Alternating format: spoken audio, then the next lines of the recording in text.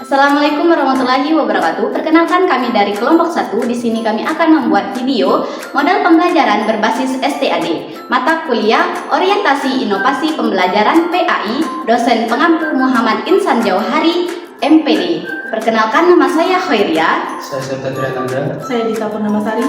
Saya Adelia Bipangstuti. Saya Iksan Fadil.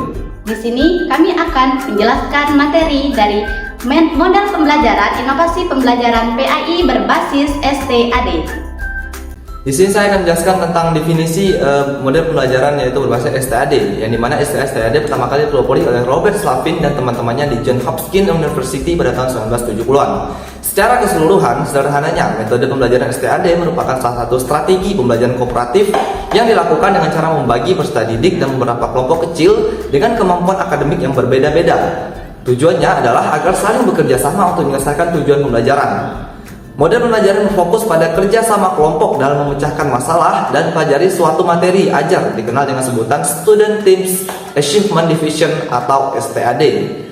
1. Model pembelajaran kooperatif adalah suatu model pembelajaran yang menempatkan siswa sebagai subjek pembelajaran atau student oriented, yang dimana suasana kelas yang mempelajarkan dan memberikan peluang yang lebih besar dalam memperdayakan potensi siswa secara maksimal. Kemudian yang kedua, model STAD menekankan pada aktivitas dan interaksi antara pelajar untuk saling membantu dan menguasai materi pembelajaran guna mencapai tujuan yang diharapkan. Pelajar ditempatkan dalam tim belajar agar bekerja sama dalam kelompok untuk menyelesaikan suatu tugas yang diberikan guru. Roger dan David mengemukakan ada 5 prinsip dasar dalam pembelajaran korporatif. 5 diantaranya yaitu prinsip ketergantungan positif atau positive independence, yang dimana dalam pembelajaran korporatif sendiri menekankan hasil usaha dari kinerja kelompoknya. Dalam prinsip ini, keberhasilan dari suatu usaha itu sangat bergantung pada kinerja dari masing-masing kelompok, sehingga akan ada rasa ketergantungan dari satu kelompok dengan yang lainnya. Kemudian prinsip yang kedua adalah prinsip tanggung jawab individu atau individual accountability. Nah, prinsip ini mengedepankan rasa tanggung jawab dan penerimaan tugas dari kelompok, sehingga masing-masing anggota kelompok memiliki tugas dan prospek kerja yang harus diselesaikan sesuai dengan prosedur yang telah terukur. Kemudian yang ketiga adalah prinsip tatap muka atau face-off promotion interact. Baik, yang ketiga adalah prinsip interaksi tatap muka atau face-off promotion interaction. Nah, prinsip ini memberi keluasan atau memberi kebebasan kepada anggota kelompok untuk saling bertatap muka, bertukar pendapat, bertukar pikiran, dan menerima juga memberi informasi sesama kelompok satu dengan yang lainnya. Baik, yang keempat ada partisipasi komunikasi. Nah, prinsip ini dapat melatih siswa yang berada di dalam kelas dapat menjadi aktif dan berkomunikasi dengan berinteraksi satu kelompok dengan yang lainnya. Tujuannya adalah untuk mengembangkan suasana kelas yang menyenangkan tanpa ada rasa jenuh dalam proses pembelajaran. Kemudian yang kelima, ada evaluasi proses kelompok. Nah, pada prinsip ini, evaluasi proses kelompok dapat menekankan waktu khusus atau menjadwalkan waktu kepada kelompok yang telah bekerja sama. Tujuannya untuk mengevaluasi proses dan hasil kerjasama mereka, yang selanjutnya nanti akan diperbaiki lagi dan bertujuan untuk memperbaiki kerjasama mereka untuk menjadi lebih efektif. Nah, di samping itu ada unsur penunjang dalam pembelajaran korporatif. Tiga diantaranya adalah siswa harus memiliki persepsi bahwasanya mereka berenang dan tenggelam secara bersama. Dengan kata lain, unsur ini dapat menekankan siswa agar siswa dapat menelaah dan menerima pembelajaran secara paham. Nah, dengan tujuan untuk menekankan tujuan atau cita-cita mereka. Kemudian yang kedua, memiliki rasa tanggung jawab terhadap diri sendiri dengan mempelajari hal baru atau pembelajaran yang baru. Kemudian tiga, siswa harus memiliki tujuan yang sama dengan siswa yang lainnya, yaitu satu tujuan dengan anggapan mereka agar bisa menjalin hubungan komunikasi dengan masing-masing anggota kelompok. Baik, di sini saya akan menjelaskan tentang langkah-langkah dalam model pembelajaran STAD. Nah, yang pertama, guru itu harus menyampaikan tentang tujuan pembelajaran yang hendak dicapai, dan tidak hanya itu, guru juga harus memberikan motivasi kepada peserta didik agar mereka itu lebih semangat dalam belajar. Nah, langkah yang kedua yakni guru menyajikan informasi. Nah, tujuan dilakukannya penyajian informasi ini oleh guru adalah agar peserta didik itu tidak terjadi yang namanya miskomunikasi. Dan tidak hanya itu, tujuan dilakukannya penyampaian atau penyajian informasi ini adalah agar peserta didiknya itu mengetahui apa saja capaian-capaian yang harus mereka penuhi, dan mereka juga tahu apa saja agenda atau kegiatan yang harus nantinya mereka lakukan. Nah, dalam menyajikan atau menyampaikan informasi ini dapat dilakukan secara demonstrasi atau dapat juga melalui bacaan. Namun kemudian yang ketiga yakni pengorganisasian peserta didik ke dalam kelompok-kelompok. Nah, pengorganisasian setelah dilakukannya penggambaran terkait dengan kegiatan yang akan dilakukan, maka guru di sini akan melakukan pengorganisasian ke peserta didik ke dalam kelompok-kelompok. Nah, dalam hal ini guru juga harus menjelaskan bagaimana cara membentuk kelompok, dan guru juga harus membantu peserta didik agar dapat melakukan kerjasama secara efektif.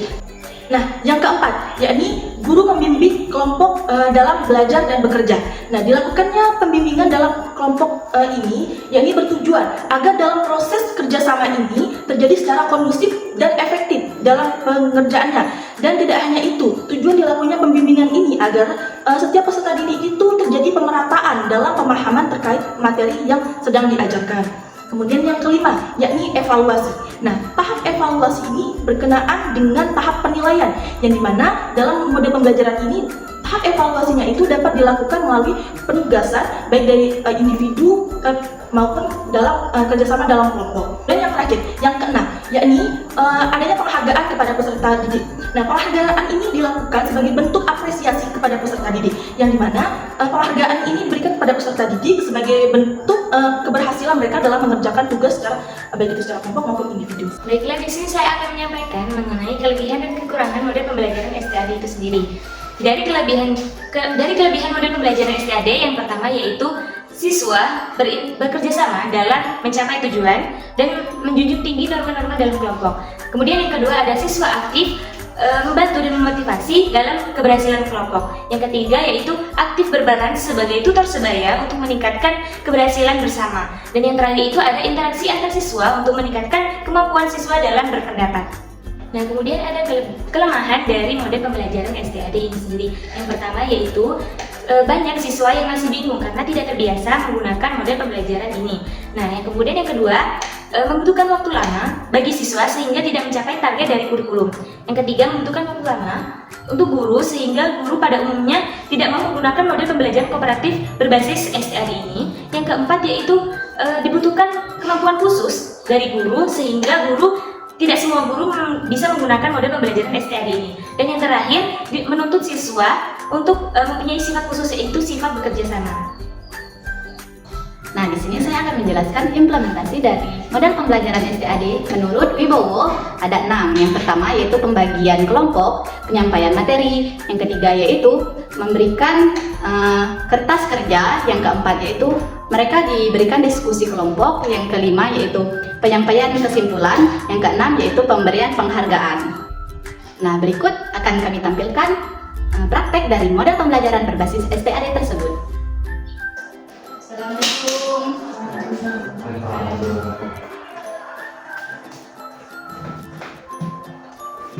Assalamualaikum warahmatullahi wabarakatuh. Apa kabar anak? Nah, di sini kita berdoa terlebih dahulu ya kepada saudara Ihsan. Bisa langsung mulai doanya. Untuk mulai sebelum pembelajaran, berdoa mulai. Selesai.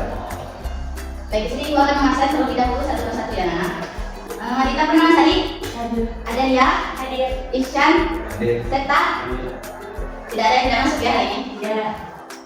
Baik, di sini kita akan memulai pelajaran akidah akhlak. Ada yang tahu kita akan belajar apa hari ini? Ya, benar sekali. Ada bergaul dalam Islam. Nah, di sini aku akan menjelaskan adab bergaul dalam Islam. Yang pertama, pengertian. Secara etimologi dari bahasa Arab al-adabu yang berarti sopan santun, budi pekerti, dan tata cara. Secara istilahnya, adab adalah orang yang menjalani hidupnya dengan aturan atau tata cara yang menunjukkan keindahan akhlaknya. Coba diulangi menurut bahasa saudari Adelia. Secara etimologi dari bahasa Arab al-adabu yang berarti sopan santun, budi pekerti, dan tata cara. Secara istilahnya saudari Dita. Secara istilahnya adab itu adalah orang yang menjalani hidupnya dengan aturan atau tata cara yang menunjukkan keindahan akhlaknya. Ya, nah di sini kita akan menjelaskan tentang adab bergaul dalam Islam, yaitu ada 4 pembagiannya ya anak. pertama ada bergaul dengan teman sebaya. Yang kedua yaitu ada bergaul dengan yang lebih tua. Yang ketiga ada bergaul dengan orang yang lebih muda. Yang terakhir yaitu ada bergaul dengan lawan jenis. Adapun ada bergaul dengan teman sebaya itu yaitu ada yang tahu apa teman sebaya? Teman seumuran. Ya benar sekali, teman seumuran. Ada yang tahu lagi? Teman sekelas, benar sekali, teman belajar juga ya. Nah di sini ada pun ada kepada teman sebayanya yaitu apa aja? Tolong menolong, menghormati, menasehati dan lain-lainnya. Jadi kita beradab dengan teman sebaya itu harus tolong menolong, menghormati dan menasehati ya anak-anak. Nah di sini larangannya yaitu kita tidak boleh bermusuhan, kita tidak boleh bergaul dengan bebas dan tidak boleh melanggar norma-norma. Atau norma-norma ini apa aja? Tidak boleh berzina, keras. Nah itu kita tidak boleh ya bergaul dengan teman yang seperti itu. Baik, yang kedua yaitu bergaul dengan yang lebih tua. Orang yang lebih tua itu apa aja? Orang tua di rumah, ya kalau di sekolah guru, benar sekali. Jadi orang yang lebih tua itu umurnya ya yang lebih tua dari kita. Nah cara beradab dengan orang yang lebih tua itu apa aja? Menghormati, sopan santun dan lain-lain ya. Nah itulah adab kita kepada orang yang lebih tua. Larangannya kita tidak boleh melawannya, arogan di depan dia, kita harus menghormatinya ya. Nah yang ketiga yaitu kita akan menjelaskan tentang bergaul dengan orang yang lebih muda. Orang yang lebih muda itu apa aja? Adik, benar sekali adik. Adik kelas ya, itu di kelasnya ya, di sekolahan. Nah pokoknya orang yang umurnya lebih muda dari kita itu kita sebutnya bergaul dengan yang lebih muda. Nah ada pun adabnya kita bergaulnya seperti sabar menghadapi kemauannya, karena kan orang yang lebih muda itu banyak kemauannya, apalagi adik kita ya. Nah kita juga harus menasehatinya jika dia tidak benar dalam kehidupan sehari-harinya ya, kita harus menasehati dengan baik. Nah larangannya ini Ibu akan jelaskan larangannya. Nah kita tidak boleh meminta penghormatan yang berlebih, maksudnya kamu itu harus, contohnya kalau adik kelas kita tidak hormat ke kita mengukurnya kamu itu harus hormat ke saya. Nah, kita tidak boleh mengharapkan penghormatan yang berlebih. Ya seperti itu ya. Tidak ya seperti itulah larangan bergaul dengan orang yang lebih muda.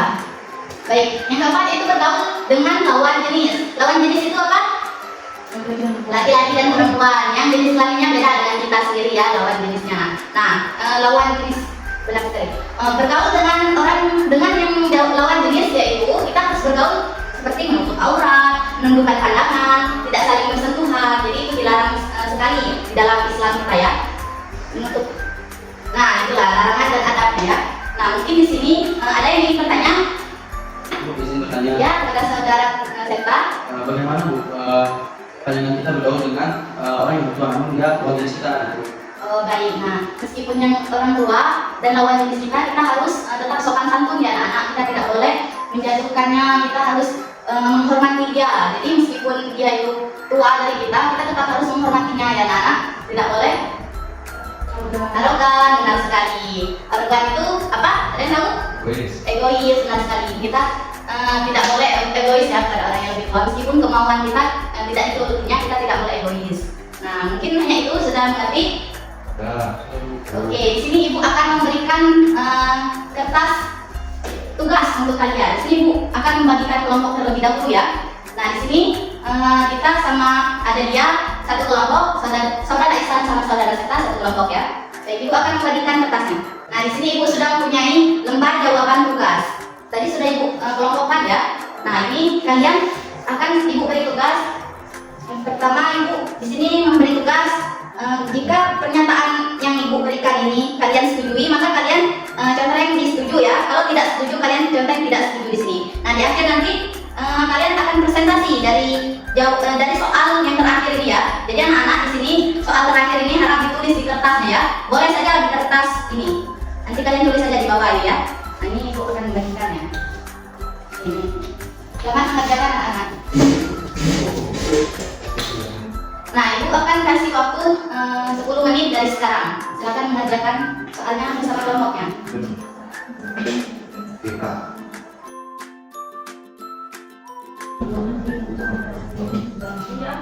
Ada yang kesusahan sama soalnya? Enggak ya? Tidak.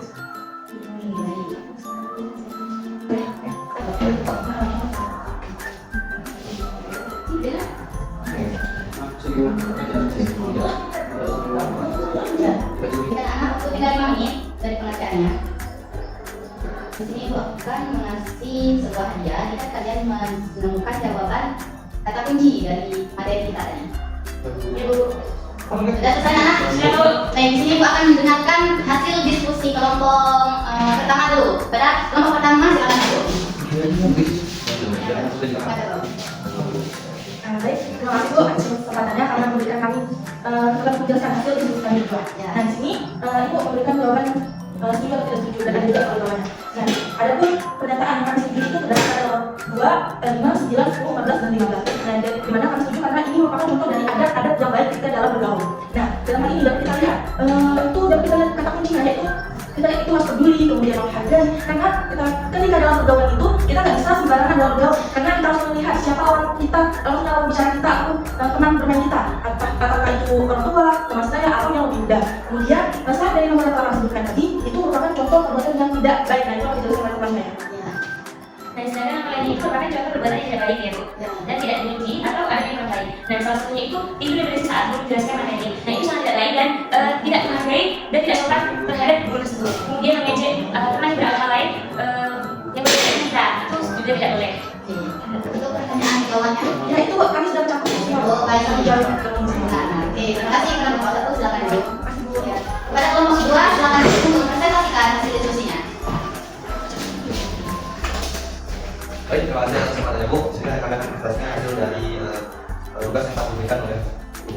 Nah, di sini sesuai dengan yang diberikan tugasnya, kami menanyakan di mana poin yang setuju yaitu pada nomor 1, 2, 5, 9, 10, kemudian 12 dan 14, 15. Di mana itu menurut kami adalah data yang paling baik di antara yang lainnya.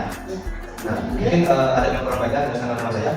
Sini kami akan menjelaskan karena saya menjelaskan kenapa saya tidak jadi pada tersebut. Pertama berbicara dengan bebas kepada orang tua, kemudian berantisipasi yang logis, kemudian bersikap negatif pada orang yang tua, kemudian tidur dan diskusi 1 menjelaskan materi, amal Tuhan salah satunya gaul, mengejekkan yang berbeda kepercayaan atau agama dan keturunan itu yang tidak kami setuju. Nah, dari setelah penjelasan yang tidak setuju atau hal yang menurut kami buruk tidak sesuai dengan adab, jadi kami membuat kesimpulan yaitu ada yang baik dengan informasi ada dan bersikap yang baik dengan menghormati, menghargai dan lain-lain sesuai dengan ajaran Islam dan menjauhi segala hal yang buruk dengan sopan sebaya ataupun orang tua dan yang lainnya. Itu khususnya. Terima kasih Bu.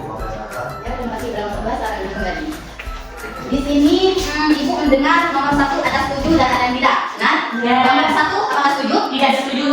Apa alasannya tadi? Karena itu adalah suatu perbuatan yang tidak baik, itu dimana memojokkan, mencela, menghina teman yang berprestasi kurang bagus, itu sangat tidak baik ya Bu. Karena kita tidak boleh membeda-bedakan teman, apalagi teman yang prestasinya kurang dan kita tidak boleh menjatuhkan atau menolaknya. Oke, nah untuk kelompok 2 kenapa alasannya? Setuju? Kenapa alasannya? Nah, menurut kami Bu, dengan melakukan hal tersebut, dan di sini kan berarti mengejek atau berarti mengajak orang seperti itu. Tetapi di sini kan karena ada juga teman yang sesuai dengan kolom 1 yang menunjukkan ucapan dan prestasi kurang bagus. Nah, itu bisa dianggap sebagai bentuk kata mereka untuk lebih giat lagi belajar. Nah, jadi mereka lebih produktif. Nah, jadi agar mereka tidak dicela, tidak dihina teman yang lainnya. Jadi mereka lebih fokus lagi untuk belajar lebih bagus Bu. Oke. Nah, di sini Ibu ambil kesimpulan ya. Memojokkan, mencela dan menghina teman yang berprestasi kurang baik. Di sini Ibu mengambil jawaban kurang setuju ya, tidak setuju karena dikarenakan apa ya, benar sekali kata temannya tadi, kami memojokkan, mencela dan menghina, namun tidak memberikan motivasi dia. Ada yang anak-anak dia malah down ya setelah dihina. Nah, itulah kenapa kurang setuju. Jadi kita tidak boleh ya tadi kan menghina tadi, kita harus tolong menolong, kita harus menolong dia kalau dia kurang dalam pemahaman materinya. Oke, di sini Ibu akan memberikan, tadi kan Ibu bilang akan ada memberikan hadiah kan dari jawaban kalian jika menemukan kata kunci. Nah, di sini Ibu mendengar, ada mendengar tadi kata kunci kepedulian? Ada? Menjawab? Oke, saya sudah memahami. Ini Bapak memberikan hadiah berupa gold kepada kelompok 1. Oke, baik. Silakan maju. Jadi ya, biar sama. Baiklah, di sini kita ambil kesimpulannya dari pembelajaran kita kali ini. Nah, kesimpulannya ada bergaul dalam Islam itu kita diajarkan adat-adat yang baik dalam Islam, terutama dalam ada bergaul dengan teman sebaya, bergaul dengan yang lebih tua, bergaul yang lebih muda, dan lawan jenis. Jadi di Islam ini kita sudah diberikan aturan di mana ada bergaul kita sama manusia ya. Ada adat yang baik, adat yang buruk tadi sudah kita pelajari ya. Larangan-larangannya juga kita pelajari. Nah, mungkin cukup sekian dari materi kita pada pertemuan kali ini. Jika ada kekurangan Ibu mohon maaf, kepada Allah kita sama-sama mohon ampun. Wassalamualaikum warahmatullahi wabarakatuh. Waalaikumsalam warahmatullahi wabarakatuh. Nah, begitulah video dari kelompok kami yaitu penyampaian model pembelajaran berbasis STAD yang mana tadi telah kami jelaskan materi dan prakteknya. Mungkin hanya sekian dari kami. Kami akhiri. Wassalamualaikum warahmatullahi wabarakatuh.